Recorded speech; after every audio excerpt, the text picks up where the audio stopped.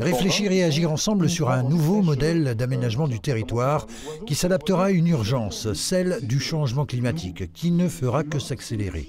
Une évidence rappelée lors de cette journée de travail organisée ce vendredi à Neufchâteau dans le cadre du programme Petite Ville de demain.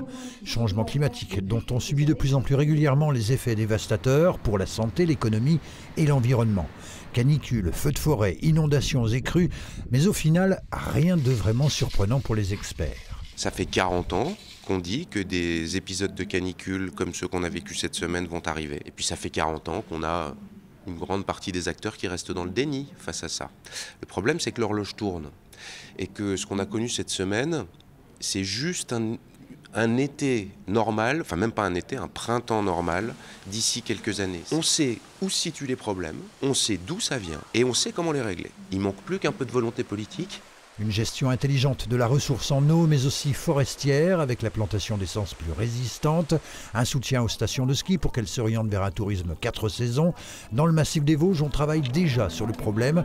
Et puis, il y a la surfréquentation touristique. On a par exemple un sujet très concret, c'est dans le cadre de la régulation de la fréquentation, c'est est-ce qu'on doit passer les parkings payants ou pas ? C'est un objet de controverse. Il y a des gens qui sont vraiment pour, des gens qui sont vraiment contre, des gens... Voilà. Bon.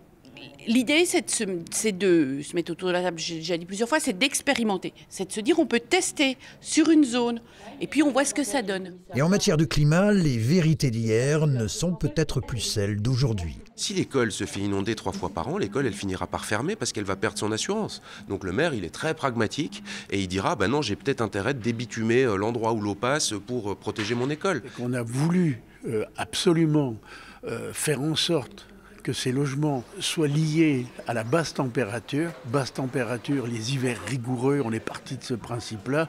Donc il fallait faire des boîtes fermées, isolées pour le froid, alors qu'en fait, aujourd'hui, on se rend compte qu'il faut que ça soit isolé pour le chaud. Une meilleure gestion des logements vacants pour moins de construction, la végétalisation des villes et des villages, la fin de l'arrosage automatique, autant d'idées qui ont émergé ce vendredi. Reste à savoir si elles remporteront l'assentiment général.